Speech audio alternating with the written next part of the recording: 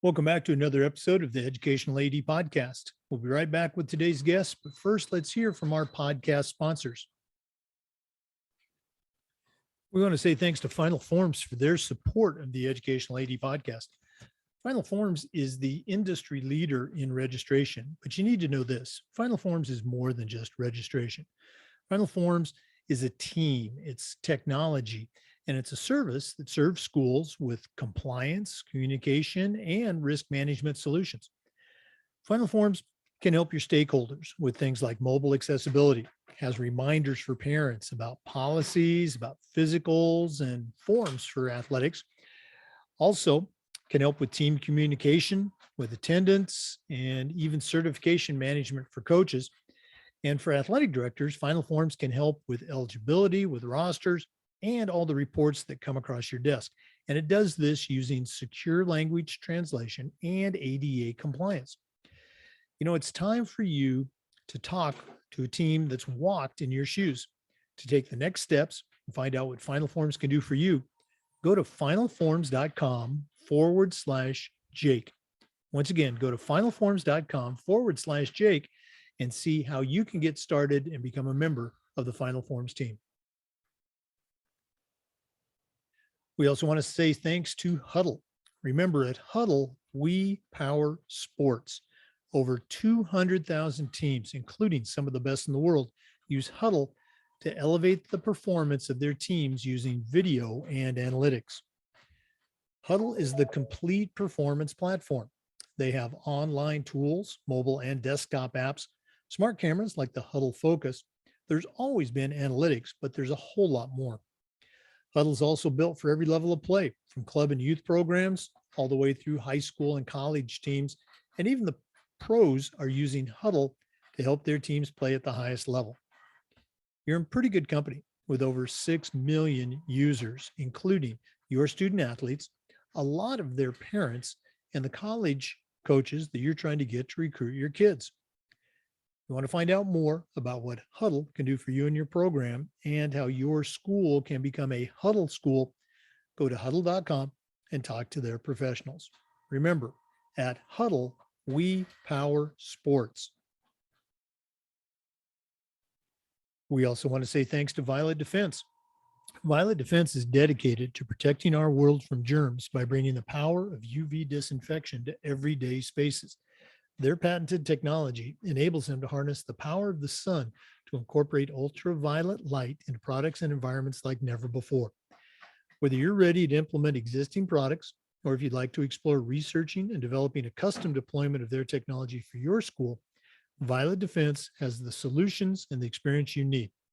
Go to violetdefense.com for more information about their great products. We also want to say thanks to Sideline Interactive. You know, it's becoming harder and harder to fund an athletic department, but Sideline Interactive's indoor scoring tables and video boards can generate $10,000 or more every year, while also creating excitement in the gym and the ultimate game day experience for your athletes. Go to sidelineinteractive.com or call 832-786-0302 to schedule a live web demo and see their tables and boards in action. You can also email them at sales@sidelineinteractive.com. That's sales@sidelineinteractive.com and see exactly what their fantastic products can do for you. And we want to thank Wall of Fame by Vital Signs. You know, they're on a mission to bring your school's legacy to life. They provide a variety of interactive touchscreen video consoles along with an extensive library of templates to make it easier than ever to recognize the athletic achievements of your students, both past and present. For ideas on how to showcase your school's diverse history and your proudest moments, go to vitalsignswalloffame.com. Or to learn more and get started with your digital Wall of Fame tribute, call them at 614-981-3589, or you can email them at sales@vitalsignswalloffame.com. That's sales@vitalsignswalloffame.com. For commercials. We also want to thank Hometown Ticketing, the leading digital ticketing provider to schools and colleges. You can find out more about what Hometown Ticketing can do for you and your school by going to Hometown Ticketing and talk to their experts. Hometown Ticketing, simple and easy online ticketing.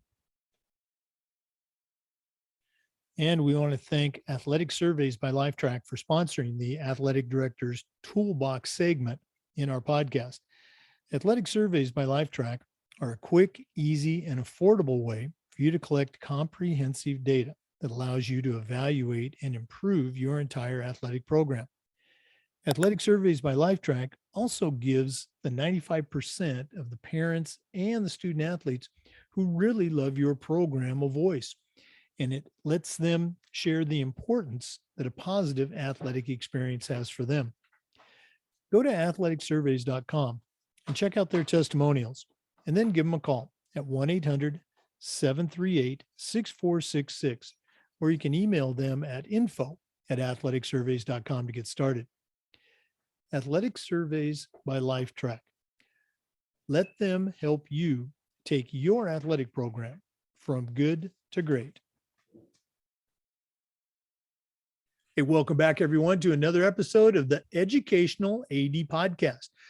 We're going to take a trip to Louisiana. Haven't been there for a while. And we're going to visit with Ben DiPalma. Ben is the athletic director at Catholic High School in Baton Rouge. And we're excited to hear what's going on. Ben, welcome to the podcast. Thanks, Jake. Thanks for having me. I think we connected at NADC, and we talked about getting you on the podcast for a while. So I'm glad we were finally able to do it. We always like to let our listeners have a chance to get to know our guests. So tell us a little bit about yourself. Where'd you grow up? Where'd you go to school? And maybe how your path has led you now to Catholic High in Baton Rouge. Yeah, so I took a very different journey. I went to Catholic High School. I graduated in 2000. And after graduating, went back as a coached wrestling there for 5 years while I was an undergrad at LSU, and then left the coaching profession for a little while. I went to law school, got my JD, practiced law professionally for 4 years in New Orleans, and really had no thoughts to ever going back to high school athletics. Was happy practicing law. And my wife, who's a physician, was finishing her residency. We were about an hour away in New Orleans. We knew we were coming back to Baton Rouge for her job. And the guy who was the AD before me, a guy named JP Kelly, who I'd known forever, I was sitting in the state wrestling tournament in New Orleans. He was sitting next to me. It was his first year as AD, and this is 10 years ago. And he just started on me from day one about, hey, man, you need to come back and coach. Come on, come back to coach. You love teaching. You love the kids, and I know how much you love coaching. And, at first I kind of was like, JP, there is no way I'm giving up my law practice to go back and coach. And that was at probably 10 a.m. And by 10 p.m., he had planted that seed. And it was something I'd always loved to be around sports and loved coaching. And so I talked to my wife about it. And I was interviewing for firms here in Baton Rouge. And then I just kind of said, you know what? Why don't I just go and interview there? Why don't I go talk to them and see if it's something I might be interested in? I actually interviewed who now is the assistant principal, was my religion teacher when I was in school, a guy named Dr. Tom Eldrenhoff. And it's a great experience. And he, I left and he called me. I was 5 minutes out of the parking lot. He called me, said, the job's yours if you want it. Come back, teach government, come teach history, come coach wrestling. And I did that. That was 2012. In 2016, they promoted me to the assistant athletic director under JP. I did that for 5 years. And then at the beginning of this year, they made me the athletic director. And so couldn't be happier. Still do some law stuff on the side, but couldn't be happier with my current job.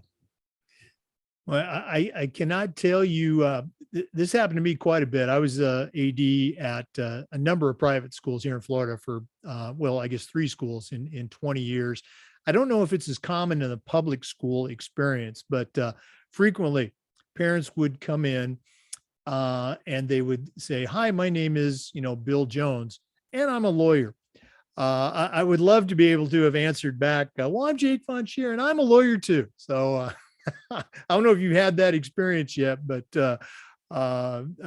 tell me if that happens. You need to let me know what their reaction is. So it was funny when I got back to teaching in 2012, we had a huge issue with our athletic association down here in Louisiana. It was the first year of what we call the split, where the select schools were put into a different category. the non-select schools. And so right off the bat, I mean, I was there 5 minutes and they were like, hey, you need to go. Can you look at the legality of this and see if there's any case precedent on this kind of stuff? And what are the other states doing? And so, I went from, I'm leaving my law practice to jumping right into another type of law practice. And so, and I've done that pretty consistently on and off for the last 10 years, just dealing with the legal side of high school athletics, which I'm sure, is just exploding right now with different things. Oh, absolutely. We live in, as you know, a litigious society, and that must be a nice. We'll talk about tools in the toolbox, but I'm telling you, that's got to be a great little tool to have in your toolbox. That legal background.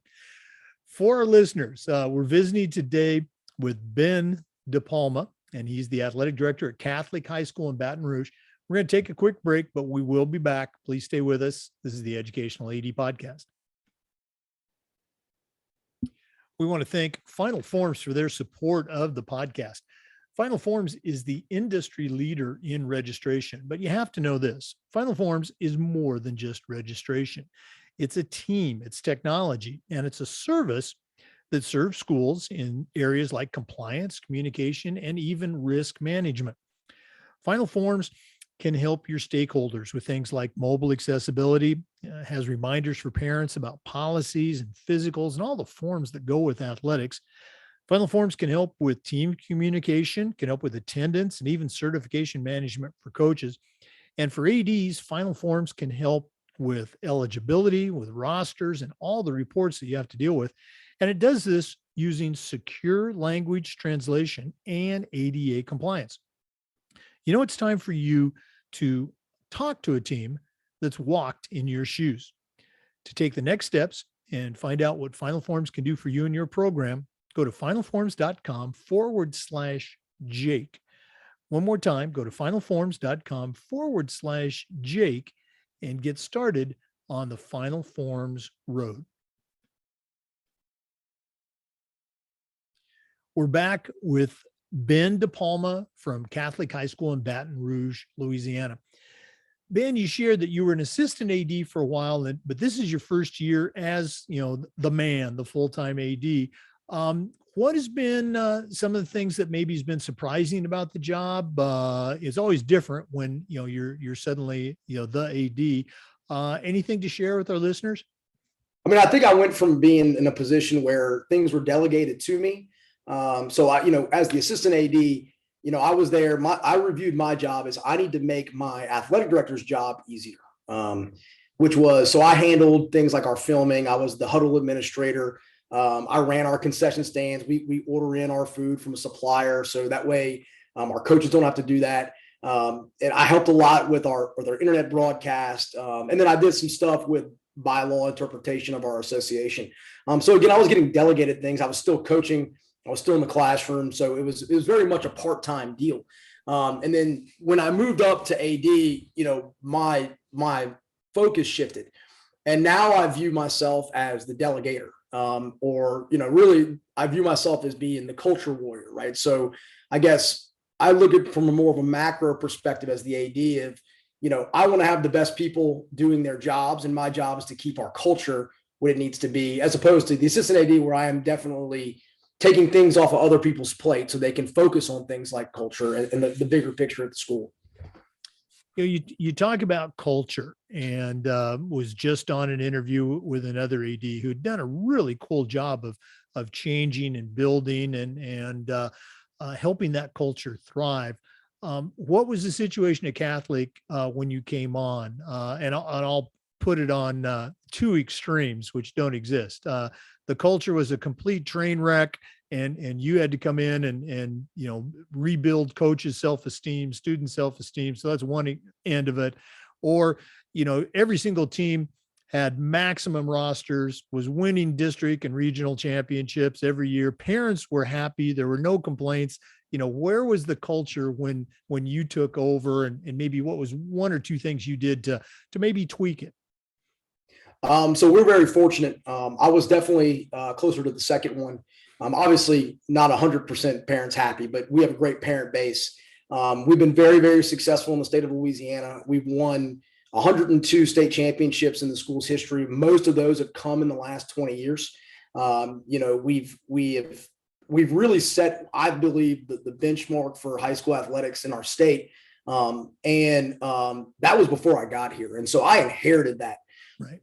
And just be very fortunate. And so one of the things from a culture standpoint that we also are very lucky at my school is that we have what we like to define as a single culture in the school. So, I feel like a lot of places you have an athletic culture and maybe an academic culture and maybe an extracurricular culture that are different.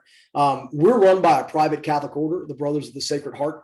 And what they've done, and they've been running schools for over 200 years. And so what we simply do in athletics is we take their culture and we overlay their templates for how you run a school. And we just put that into our athletics department. And so it may sound funny that, the way a teacher is supposed to behave in a classroom with the students is the way I expect my coaches to behave with their athletes on the field. And the way we communicate with our colleagues and parents in the classroom, that's the way we're going to communicate with our colleagues and parents, in the gym, wherever that might be in athletics.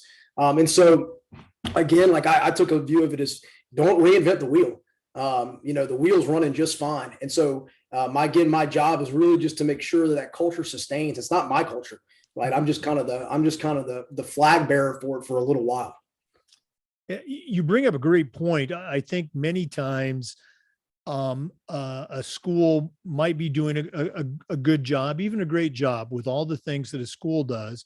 But in the athletic department, they have that group of coaches, that athletic director, and it's really a source of pride. And the school ends up adopting what the athletic department has done to do it school-wide. When that happens, you really know as an AD, you've hit a home run. But, the template that you just suggested, I think might be a better way to do it. The entire school is doing it this way. And as you mentioned, a little bit of success, 200 years. Why don't we in athletics adopt that? So very interesting perspective. Okay. Is that, go ahead. Oh, I was saying, what we tell our parents is this, we have meetings for our incoming freshmen. We have a small 8th grade as well. So any incoming student will have a meeting the spring before. And something I always tell the parents is this: your son, unfortunately, in the world is going to get thousands of mixed messages in society. And kids are always going to take the easiest message because that's what kids do. And our job is to kind of train them out of that. And what we want to do inside the walls of our school is to have a single message, right? It's not a mixed message. It's not two adults telling them to do two separate things. A kid should be able to go from their math class to band or from their art class to the wrestling room. And that message from the adults should be the exact same thing. And that is, look, we're going to give you the resources to succeed. And what we're really looking for is attitude and effort, developing family ties with your teammates, love and trusting your coach, right? And really sacrificing for your school. You do those things, the results take care of themselves, right? The A's and the awards and academics will take care of themselves. The sweepstakes for choir and band will take care of themselves. The state champions will take care of themselves if you have the defined culture and the kids buy in. And luckily for us, look, it's never going to be 100%, but most of our kids and most of our parents, I think, buy into what we're trying to do at our school. And that goes from the classroom, again, to the club, student council, to the athletic field. Yeah, that buy-in again, culture buy-in, they just go hand in hand. Great stuff. For our listeners, we're visiting today with Ben DiPalma. He's the athletic director at Catholic High School in Baton Rouge, Louisiana. We're going to take another break, but please stay with us. This is the Educational AD Podcast. We also want to say thank you to Huddle. Remember, at Huddle, we power sports. Over 200,000 teams, including some of the best in the world, use Huddle to elevate the performance of their athletes using video and analytics. Huddle's the complete performance platform. They have online tools, mobile and desktop apps, smart cameras like the Huddle Focus. There's always been analytics, but there's a whole lot more. Huddle's also built for every level of play, from club and youth programs all the way through high school and college teams. And even the pros use Huddle to help their teams play at the highest level. You're in pretty good company with over 6 million users, including your student athletes, a lot of their parents, and the coaches of the teams you're trying to get to recruit your kids. If you want to find out more about what Huddle can do for you and your program and how your school can become a Huddle school, go to huddle.com and talk to their professionals. Remember, at Huddle, we power sports. Welcome back, everyone. We're visiting today with Ben DiPalma from Catholic High School in Baton Rouge, Louisiana. Ben, in our profession, you kind of alluded to it, leadership and mentorship are just so important. And I always like to ask, who were some of your mentors? Maybe, family members or coaches you had growing up or bosses. None of us get here on our own. So who's helped you along the way? There's a lot of people. And I always look at different stages of my life and what I learned. I mean, my dad was very influential in me growing up. He was a big sports guy, and he was the dad that, he coached everything. I remember in 8th grade playing football, we had 12 guys on our football team and nobody had stepped up to coach. He was already our basketball coach. And he said, fine, I'll do it. We went 0-6. It was hellacious for him. He was pulling his hair out, but he was always that guy that was, hey, work hard. We were never, our family's not big people. We were kind of short, and he was just like, look, you got to make a statement to coaches because your size is not going to do it. Right. So if you want to play football, you got to run harder and hit harder than anybody. You want to play basketball, you got to be the point guard and distribute, because you're not going to be the guy in the box. And he was a wrestler as well. And he kind of pushed me into wrestling, which is kind of the sport that I fell in love with. And so he was a huge influence. And then my wrestling coach, Tommy Prohaska, Tommy was 23 years old when he got the head coaching job at Catholic when I was a sophomore. And so for him, he was a kid himself. And, he built us from having a really bad year our first year to where we put 3 in the state finals the next year. And he's just had an unbelievable career. He's still the head wrestling coach at Catholic. So now it's been fun. I wrestled for him. I got to work for him. Now we work together. And so he was tremendously influential in my life. And then another guy outside of kind of sports was a man named Charles Miranda. When I was in college, I managed a bar and restaurant in my parents' neighborhood, and he was the owner. And he was just this, family-owned business owner. He spent 80 hours, 90 hours a week at the restaurant. But he put his family first. He somehow balanced the time there. And he was just really good at teaching me about dealing with people. I was 20 and thought I knew it all. And he was like, look, man, you can come in here and think you know it all, or you can listen to me and learn and make some money. And I actually made relationships in that job. I had a federal judge that I made a relationship with that wrote my recommendation to law school. I made people that I actually, ironically, 2 of my better customers have a kid at Catholic High now. And I saw them just the other day in a parent teacher conference, and she walked up and gave me a big hug and says, I can't believe that, it's been 20 years since you were running that bar back there. And so, I think in those stages, those were huge mentors. And then now today, I still have JP Kelly, the guy that was the AD before me. He's our advancement director. I mean, I call him twice a week. Hey, JP, what would you do here? What do you think about this? And then probably, I would honestly say the biggest influence on me right now in terms of my career is our principal, Lisa Harvey. Lisa, we're an all boys school, 1,150 boys. Lisa's the first female principal ever in the history of the school. And this is her 11th year, and she's a tough cookie. I mean, we laugh. She's the most competitive person on campus. She's taught me a lot in how to be patient, how to balance my emotions when dealing with people that maybe I don't think are doing the best thing they do. She tells me all the time, I will give a kid 1,000 chances, right? I'm okay there. I'm very short patient with adults that I don't feel are doing their job. And she's the one that has kind of mentored me and taught me a little bit about being more patient and giving adults opportunities to improve as well. And so, I'd say all 5 of those people have been transformational in my life.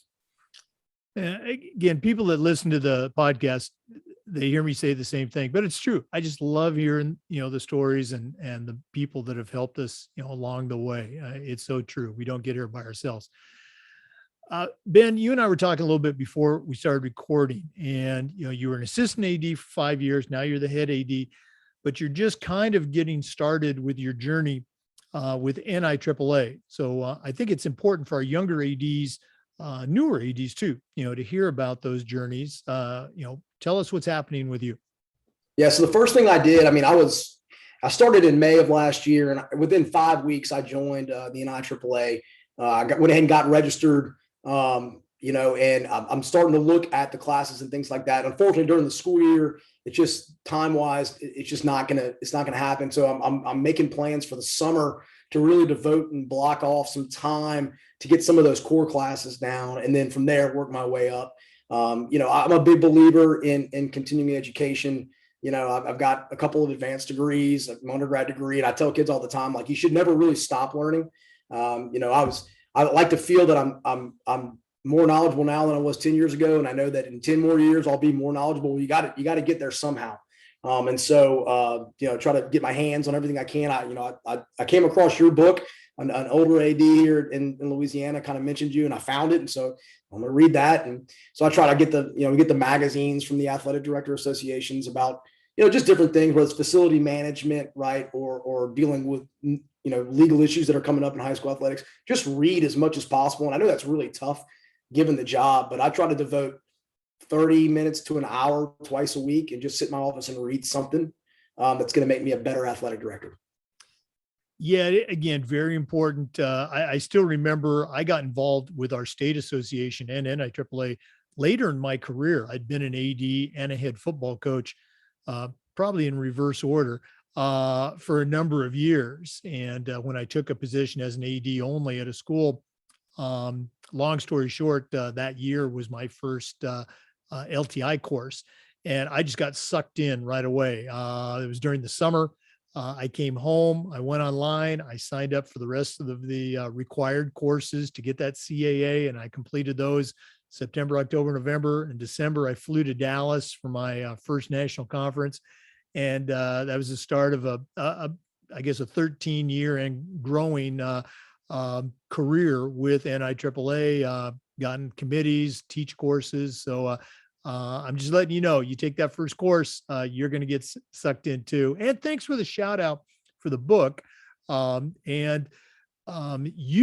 are going to be in the second edition of the Athletic Director's Toolbox, which is scheduled to come out probably first or second week in July. So again, thanks a lot.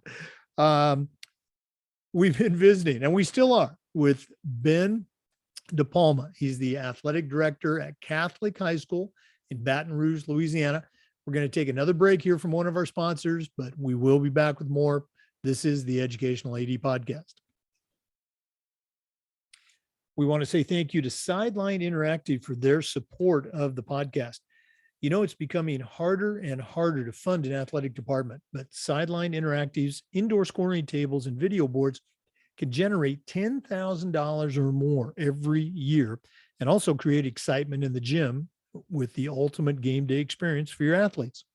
Go to sidelineinteractive.com or call them at 832-786-0302 to schedule a live web demo and see their tables and boards in action.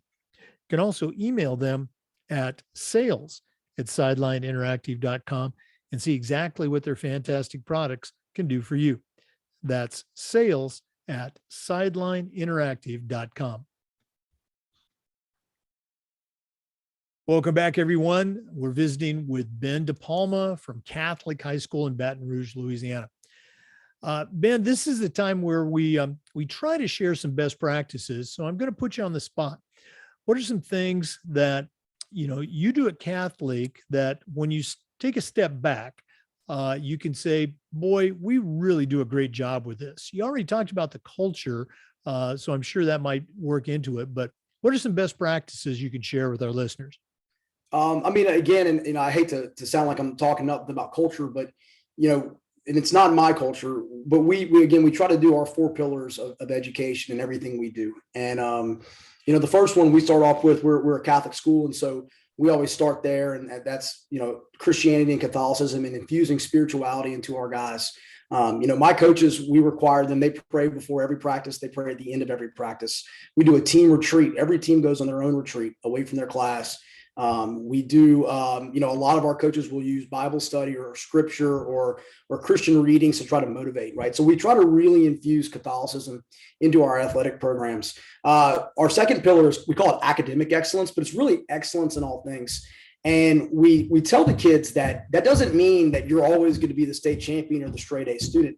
For us, excellence is maximizing your potential. right? You might be the guy that has got to be the role player in basketball, or you're the guy that pushes everybody in practice and never starts a game. And that might be maximizing your potential. What we want you to do is absolutely get to the top on that. Push yourself as hard as you can to get there, because ultimately God gives us all gifts. We have to maximize those gifts, and everybody's gifts are different, right? The third thing is friendly discipline. And that's a really contradictory term to a lot of people, but we say that, look, boys need discipline. All teenagers need discipline, but we should always respect the dignity of the person that we're disciplining. So, I have to jump on kids all the time, but when I do it, I don't ever want to yell at a kid or fuss at a kid in public. I try to pull them aside and I explain to them, listen, you're wrong here. And let me tell you why you're wrong, but here are the things that you can do to rectify. And one thing I always tell my coaches, coaches get fired up in the heat of the moment.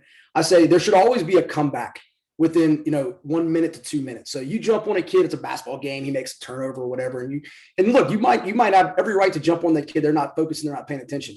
Make sure you got that comeback within 1 or 2 minutes where you walk back down the bench and say, hey, it's fine, let's flush it, let's move on, right? We still believe you, we still trust in your ability. Right. So that's the third pillar. Right. And so those pillars really are the foundation of our school. Right. And so we want to make sure that that's infused everywhere. It's infused everywhere. And so I infuse it with my coaches. So I'd say that would be the biggest thing in terms of the best practices, is just keeping those principles in the forefront. No, absolutely. And it ties in very well with, what you said earlier about the culture. Coach, if one of our listeners wanted to reach out and pick your brain a little bit, find out some more, what's the best way that they can get a hold of you? Probably email. So it's my name, B DiPalma, DIPALMA at CatholicHigh.org. Okay, it's B DIPALMA at CatholicHigh.org. Usually the best way to reach me. Ben DiPalma, Catholic High. We're going to be back with some more, but let's take another quick break. This is the Educational AD Podcast. We also want to say thank you to Wall of Fame by Vital Signs. They are on a mission to bring your school's legacy to life. They've got a variety of interactive touchscreen video consoles and an extensive library of templates to make it easier than ever to recognize the athletic achievements of your students, both past and present. For ideas on how to showcase your school's diverse history and your proudest moments, go to vitalsignswalloffame.com or learn more and get started with your digital Wall of Fame tribute. Call them at 614-981-3589, or you can email them at sales@vitalsignswalloffame.com.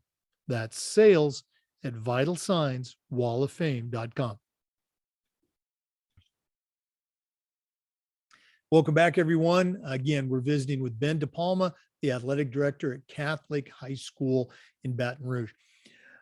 Ben, one of the questions that we've been asking our ADs has to do with this idea of toughness. 100 years ago, when I was in high school, it was very common for, my coaches to say things like, come on, team, you got to be tough, or come on, Jake, you got to suck it up.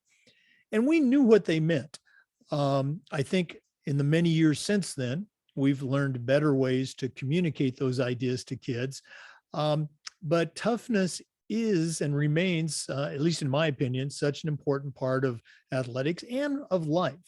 So my question is, how can we as leaders help kids to develop toughness while also being sensitive to and aware of the challenges that a Generation Z kid is experiencing? Do you have any advice for us? Yeah, so coming up in the 90s in wrestling, it was a big thing, going to wrestling camps in Iowa University, Dan Gable and those guys, and seeing kind of the pillars of what people would consider toughness. And, and when I look back now and I see this with them, and I think we framed this conversation wrong from the get-go by talking about toughness. I think that it's when you talk about toughness, what you're doing is individualizing a characteristic of a kid. And what I want kids to do is to not think about me or them. I want them to think about others. And I want to go from being tough to being selfless. I think a better word for toughness is selflessness. Things are going to get really hard in sports and in life. And what I want kids to do is shift the mentality from, well, I'm trying to get tougher to do this for me, and No, I want to be selfless and do it for my teammates, do it for my school. Right. So, being a wrestling coach, this is kind of where I go to, but practices get really hard. Well, how hard do you want to push for that guy next to you? Right. Because it's easy to quit. I always find that it's easy for kids to quit on themselves. Like if they make it about them, right, it's easy to quit. But if you say, look, don't think about you in this situation. Think about all those guys that have put all the hours in. Y'all bled all over the mat, sweated, cut the weight, whatever you got to do, right? Do you want to stop what you're doing now and harm them, right? I think that it's always easier to achieve things when we achieve things for other people and not ourselves. And I think that if we start to reframe how we talk about mental health and toughness with some of our kids as, think of it less about a you thing and think of it more about an us thing, right? And you can do that for any sport, football, basketball, lacrosse. It doesn't matter. If you can get a kid to buy in and say, I'm not going to worry about what I feel. I'm going to worry about my companionship and what I owe to my teammates, right? Not to the coaches, because I think that's even a wrong step, is to say, do it for me. Don't do it for me. Do it for each other, right? And I look back, my best friends, right, to this day are the guys that I wrestled with growing up, because you just share a bond that's just unbreakable. Like you just did stuff that was so miserable, right, that you look back and say, well, we did all that together. And so now the next part of our life is easy. And so I think that carries over to every situation. It doesn't even have to be sports, right? I mean, you get kids that are in calculus AP. That's tough. That's miserable, right? Are you going to stop in March? Well, no, because you've been working with the guys in your class for 7 months. So don't do it for you. Do it for them. Finish it out for them. The other thing I think about is, it's something that we were talking about mentors earlier that Coach Tommy Prohaska has always said, and he's right. He's like, when you let a kid quit on themselves once, it becomes easier for them to do it again and again and again, right? And we see it all the time. Kids, sophomore, hey, coach, quits midseason, right? I'm going to go do this. I'm going to go play lacrosse, or I'm going to go do whatever, right? And the next thing you know, they've quit that thing, and then they quit the next thing, right? And I believe that as adults, we have a responsibility to our kids to say, listen, it's okay. Like I'm not downplaying your feelings. Like I'm sure you are suffering and stuff, but I want you to understand the big view, right? Right now, you're looking at things in a very short temporal manner. You're looking at, this is miserable now and I want to be out of it. What I want you to look at is, I want you to survive through it and push through the obstacles, because it's going to make you a better person on the back end. And it's not the hardest thing you're ever going to go through in your life, right? And I remember 16, 17, 18, it's a small world, and you think, man, this is the worst thing that could ever happen to me, or this is the toughest thing that could ever happen to me. And you get to be 30 and you're like, that's not even the top 20 things that was the toughest thing I ever went through, right? And so, sports to me is a training ground. It's a breeding ground for making adults. I tell the parents all the time, we probably have more professional athletes from Catholic high school than maybe any other high school in Louisiana, save a few, St. Aug. There's a couple of schools that we have a lot, right? We got guys in the NFL, guys in Major League Baseball, right?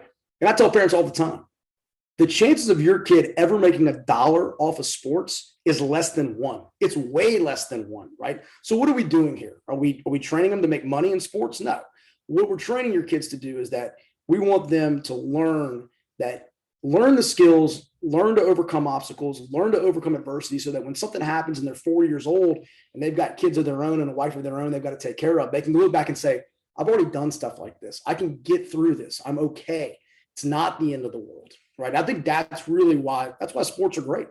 Not because, they're fun and they're competitive, but they're the best breeding ground for making adults that can overcome adversity, right? And can be dependable in the long run. Well, great stuff. I love the idea about, kind of reframing, using different terminology, using the team and others, and not making it self-centered. Very cool stuff. Ben, this has been one of my favorite interviews here for a while, but we're not done yet. In just a minute, I'm going to task you with sending out a brand new athletic director. You know what that's like, on their very first job. But I'm only going to let you put 3 things in their toolbox. And our athletic director toolbox segment sponsored by Athletic Surveys. So we're going to take a break, hear from Athletic Surveys, but when we come back, we're going to find out what Ben DiPalma is going to put in his athletic director toolbox. Please stay with us. We want to say thanks to Athletic Surveys by Lifetrack for sponsoring the Athletic Director Toolbox segment of the podcast. Athletic Surveys by Lifetrack are a quick, easy, and affordable way for you to collect comprehensive data that allows you to evaluate and improve just about every aspect of your program. Athletic Surveys by Lifetrack also gives the 95% of the parents and the student athletes who really love your program a voice, and it helps demonstrate the importance that a positive athletic experience has for them. Go to athleticsurveys.com and check out their testimonials, and then give them a call at 1-800-738-6466, or you can email them at info@athleticsurveys.com to get started. If you've never used a survey to take the pulse of your parents or your student athletes, you're really missing out on a great opportunity. Talk to the folks at Athletic Surveys by Lifetrack and let them show you how to take your athletic program from good to great. Welcome back, everyone. Again, we've been visiting with Ben DiPalma. He's the athletic director at Catholic High School in Baton Rouge, Louisiana. It's been a great chat, but now it's time to find out what Ben DiPalma is going to put into his athletic director toolbox. Ben, what do you got for us? So again, I'm brand new at this, so it's kind of stuff that I constantly remind myself to try to do that I think will work in the long run. So the first thing that I always do is, or I try to always do, is what I call the 3-to-1 rule. And that is when I have a coach in my office, and I'm talking about whatever it might be. Like we're going through evaluations right now, end of the year evaluations with our head coaches. The 3-to-1 rule tells me that I should be listening 3 times to the amount of times that I speak. For every 1 minute that I'm speaking, I should be listening for 3 minutes, because I find that a lot of times, a lot of the problems or the issues that we might have to work on with our coaching staff, they already know the answers. And when you let them talk through it, they know what it is and they know what they got to do. And so I think a lot of times that me talking gets in the way of that process of getting better. And so, it's kind of the lead the horse to water type deal. Let them talk 3 minutes to your 1 minute of talking. So that'd be the first thing I'd put in that toolkit. The second thing, and this might be, it's an argument between this one and the last one, whether this is the most important thing, but we always say that we're going to be 100% kids first. Every decision that we're going to make at our school is going to put the best interest of our kids first, not the adults, not the staff, not the faculty, not the parents, not the association, right? We're always going to do what's best for that kid, even if it's unpopular with everybody else. And so one way I try to model that is that I always tell the kids at our school that if you need me, if you need to talk to me about anything, I'll kick whoever's in my office out. So I've had kids come up to my office and say, "Hey, coach, I need you to fill out this form for the NCAA." And I might have a coach in there and I say, "Coach, step outside for a few minutes because I got to handle this." It's just a way to model that I want to put that kid's priorities ahead of any of the adults on campus. And I think that we had talked a little bit about being selfless in the past. And I think that's the way you model that to those kids. I think you want those kids to buy in and let them know that you believe in them. And so one of the ways you do that is you tell them, "Look, I tell you all the time, you're the number one priority, not your mom and dad, not your coach, not your teacher. You are the number one priority. And so I'm going to make time for you when you really have a problem." And I think the last thing, it's something I try to remind myself, and I'm not great at it yet. It's just to be incredibly gracious. I've got the best job in the world. I mean, I get to deal with high school athletics as a job. Somebody pays me to run high school sports programs. And I think sometimes we get so busy that we forget to stop and thank all the people that make that happen. And so like one of the things we do is we have a staff meeting every Wednesday morning. The first Wednesday of every month, our entire athletics department meets and we go through the stuff for the month. Like, here's the updates on these teams. Hey, here's what's going on with the association. Here's the NIL stuff or whatever it might be. And the last thing on that agenda that I always have is gratitude. And I tell my coaches, like, look, I can't thank you enough for what you do. Like, I can't pay you what you're worth. Okay. I can't give you what you need. I can't give you everything you need. All I can tell you is that you're doing God's work, right? You're molding kids for the future. And all I can tell you is that I'm extremely grateful for that. Try to tell it to my wife. Like, thank you for allowing me to do this job. Right. And I think that again, that models behavior for our kids to think outside of themselves and be thankful for all the gifts that you're given. I think we dwell on the negative, and just being gracious and making a concerted effort to be gracious. I think that really helps with not only your mental state, but your happiness in life. And that it makes that stressful part of those jobs not as stressful. Wow, great stuff. I really appreciate you sharing the part about the gratitude. So often, kids, parents, coaches, even ADs, can focus on what you don't have, and if you just look around, there are so many blessings there that we have. Great stuff. Yeah, believe it or not, like I think with that graciousness, to add on that, like you got to be grateful for your parents. We're in a great system where I'm from. Tremendous support from our parents. If I could tell you a quick story, we flew up. So I've been the AD for 5 minutes, and we are getting on a plane to fly and play our first football game right outside of Washington, D.C. So we had to, my staff had to get together this basically college trip, charter a flight, hotels, the whole deal. It was a lot of work.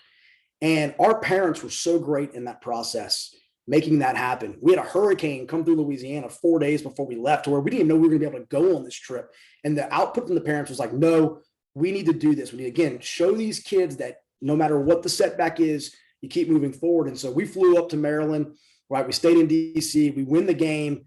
And I just remember at the fourth quarter, like just walking up to some of the dads and just being like, thank you.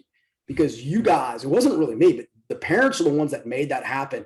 And we had this great experience, I think, and we ended up winning the state title in football. And I'm not saying it's because of that, but I think that set the wheels in motion for just a relationship between the school and the parents that say, look, we're in this together for this kid.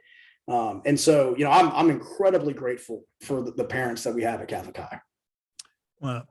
Great stuff. Ben DiPalma, once again, if one of our listeners wants to reach out and pick your brain a little bit, what's the best way they can get a hold of you? Yeah, just my email, bdipalma, that's DIPALMA @catholichigh.org.